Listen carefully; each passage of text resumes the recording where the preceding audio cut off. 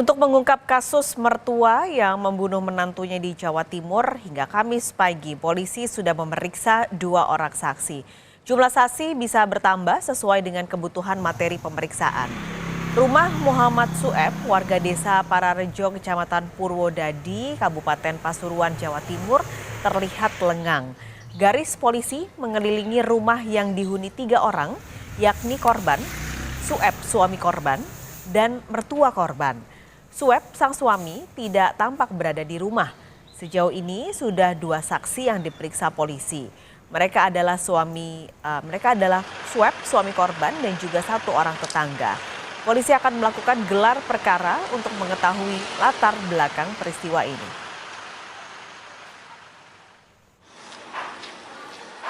Sampai saat ini untuk saksi kita sudah lakukan pemeriksaan terhadap 2 orang. Nanti akan bertambah mungkin untuk menambah keterangan lainnya.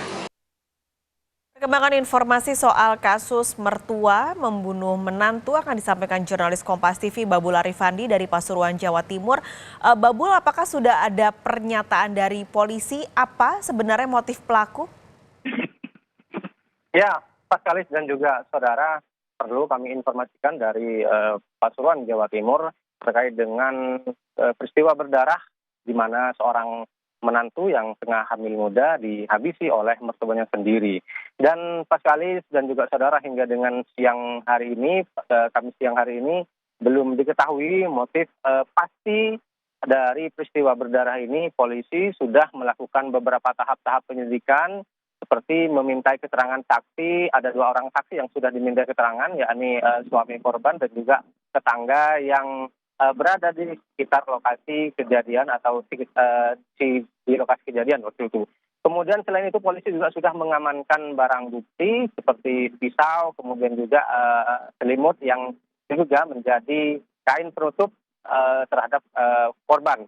Dan hari ini rencananya polisi akan melakukan gelar perkara untuk memastikan apakah motif ini karena pengaruh alkohol, pelaku dipengaruhi alkohol ataupun ada motif lain. Dan sejauh ini polisi sudah menahan pelaku. Saat ini pelaku sudah berada di sel tahanan Polres Pasuruan, sementara proses penyelidikan masih akan terus berlangsung hingga beberapa hari ke depan, Pak Kalis. Babul, bagaimana sebenarnya kondisi pelaku saat membunuh menantunya? Apakah tadi memang Anda sudah menyebutkan tidak diketahui soal ada kandungan alkohol atau tidak? Ini apakah nanti polisi juga akan menguji soal kandungan alkohol untuk mengetes apakah memang saat itu keadaannya sedang mabuk? Ya, ada sejumlah informasi yang kami dapatkan ketika berada di lokasi dari warga ataupun dari kerabat korban. Informasi-informasi ini kemudian memunculkan dugaan terkait dengan penyebab pelaku menghabisi korban. Dugaan yang pertama adalah bahwa pelaku ini ingin melakukan ruda paksa pelecehan seksual kepada korban, namun korban menolak sehingga pelaku kemudian nekat menghabisi nyawa korban. Kemudian dugaan yang kedua adalah bahwa pelaku ini marah kepada korban karena tersinggung saat dia meminta makanan, namun korban masih belum menghiraukan sehingga hal ini kemudian memicu kemarahan dari korban. Kemudian dugaan yang ketiga adalah bahwa korban saat melakukan aksinya ini dalam pengaruh minuman beralkohol. Namun dugaan ini cenderung tidak terlalu kuat sekali karena selama ini memang pelaku ini tidak dikenal sebagai seorang yang gemar meminum minuman keras.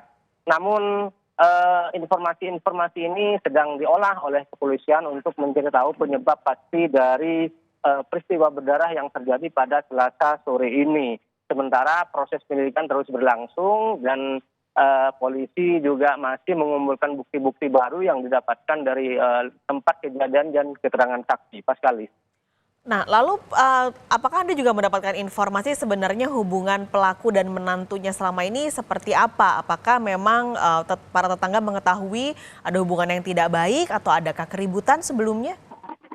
Ya, pada saat kejadian warga ini heboh bukan karena ada peristiwa berdarah, tidak, karena tidak menyangka bahwa pelaku ini tega menghabisi menantu yang selama ini tinggal satu atap dengan pelaku. Dan selain itu, kehebohan yang terjadi di lokasi kejadian ini dipicu karena warga masih belum tidak percaya begitu Pak Sekali, karena selama ini mereka tidak mendengar baik keluarga ataupun tetangga-tetangga dekat dengan korban dan pelaku ini tidak pernah menyaksikan apalagi mendengar bahwa antara antara korban dan pelaku ini terjadi cekcok ataupun pertengkaran. Dan peristiwa ini sendiri baru diketahui pada sore hari ketika suami dari korban ini pulang. Dan memang selama peristiwa ini terjadi tidak ada saksi kunci selain pelaku Pak Sekali, sehingga tidak memudahkan, artinya membuat proses penyelidikan ini berlangsung lebih lama karena tidak ada saksi kunci. Saat kejadian juga tidak ada orang, tetangga ataupun pihak lain yang menyaksikan atau melihat secara langsung saat pelaku menganiaya korban hingga korban terbunuh Pak Sekali. Baik, terima kasih Babul Arifandi melaporkan langsung dari Pasuruan, Jawa Timur.